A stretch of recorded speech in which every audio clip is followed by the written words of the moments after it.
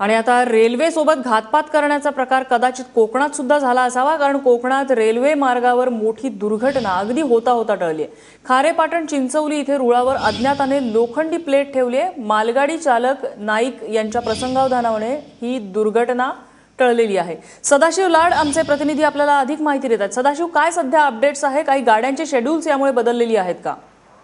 गाड्यांचे शेड्यूल सध्या तरी बदललेले नाहीत। सध्या तरी सगळ्या गाड्यांचे शेड्यूल सुरळीतप्रमाणे चालू आहेत। कोकण रेल्वेवरील सगळ्यात मोठी दुर्घटना टळली असे आपल्याला म्हणावं लागेल। खारेपाटण चिंचवडी रुळावर जे अज्ञाताने ठेवलेली लोखंडी प्लेट, ज्या मालगाडी चालक नाईक यांच्या प्रसंगावधानी जी दुर्घटना टळली आज दुपारी 3 वाजता, त्यामुळे सिंधुदुर्गात कोकण रेल्वेवर मोठं संकट टळलं असं म्हणावं लागेल। नक्कीच, धन्यवाद तुम्ही दिलेल्या माहितीबद्दल।